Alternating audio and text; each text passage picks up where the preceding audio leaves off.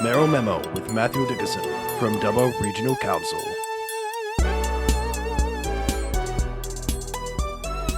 .5 Triple M. It is Jody Matho for Breakfast and Jodes for the last time in 2023.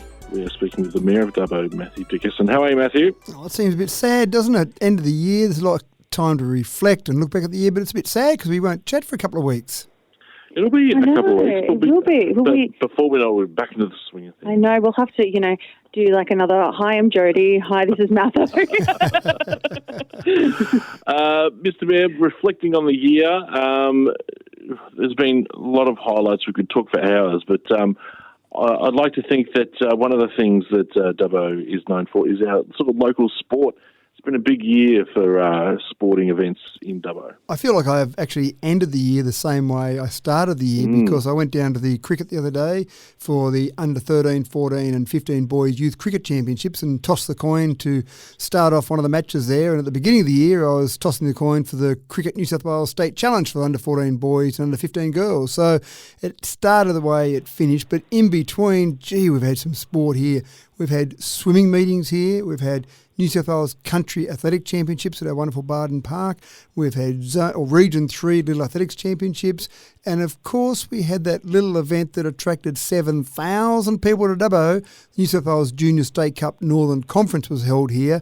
And on the back of that, we've secured that same event for the next 3 years. But it's other sport. It's not just those sports. It sounds like a lot of junior sport there, but you've got Bowls Championships event that was held here, and then we've secured that for 3 of the next 5 years for state championships to come out to regional areas for the first time ever, veteran cricket events.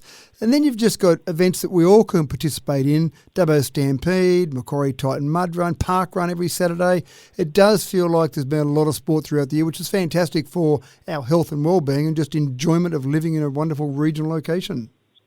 Makes good use of the space, doesn't it? It does, exactly right. And also one of the things I love about it, I talk to friends in Sydney and they talk about the fact that they had to choose while their kids were growing up which sport they could play because you couldn't get from one sport to the next. But here you can be at soccer and at netball and move between the sports because they're only 5 minutes apart, maybe 10 minutes on a busy morning.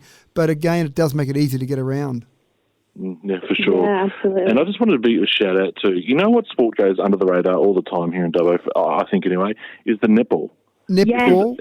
Yeah. It is hugely participated. There are so many teams and we seem to do such a great job in facilitating that and that thing, but it's the highest participated sport in the country.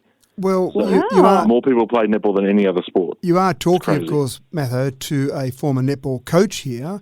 When my kids were playing growing up, then I ended up being a coach for a couple of years, and I actually really enjoy the sport. I played a bit of mixed netball in my much younger day, and I actually think it is a really good sport, non-contact, on the go, on the move. You stand there for 3 seconds and hold the ball, so you've got to keep going. So I really enjoy the sport.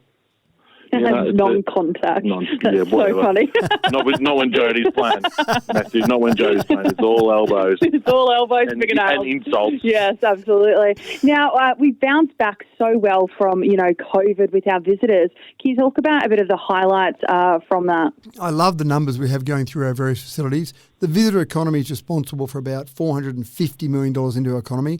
1.259 million visitors we had come through. I counted them all, so I know exactly how many came through. But just say that again. How many visitors came through this year? 1.259 million visitors through. I've rounded that to the nearest thousand there. So it's good numbers, but just in some of the actual facilities we've got.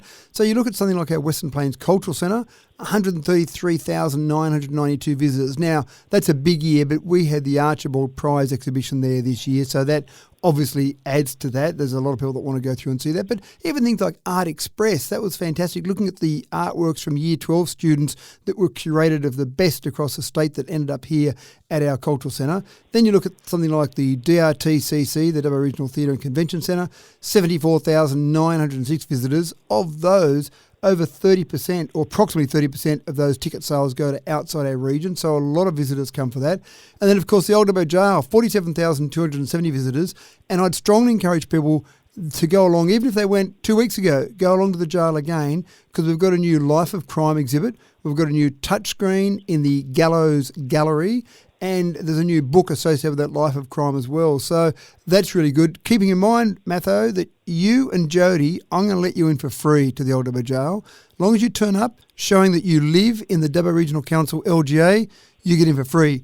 Have some friends come, have some visitors come over the Christmas break, take them with you, you get in for free, they have to pay, but it's called our Inmates program, where we let you in for free and we might even let you out for free.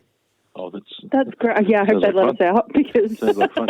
No, I think I'm always impressed how Dubbo managed to attract over 1 million people every year. That's crazy. And entertain them, feed them, give them accommodation, and give them something to do as well. I think it's just amazing, and a fantastic radio station. Yes, absolutely. It's amazing. What do you think of 2024, Matthew? We're going to have a bigger year. We are going to have a big year. Our renewable energy zone is obviously a big part of that.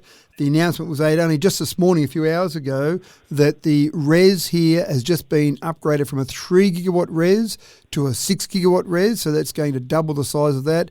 They're talking about an additional $10 billion of private investment money going into that. So that's really important for the planet.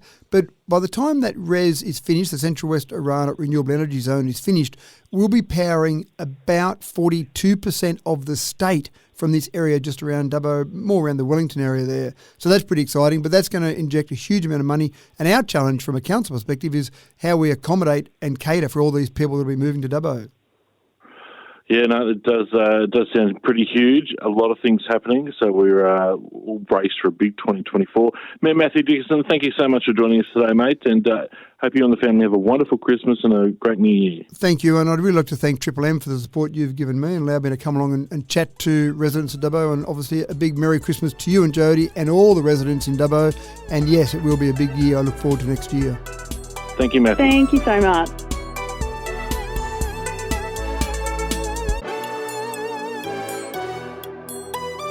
Mayoral Memo with Matthew Dickinson from Dubbo Regional Council.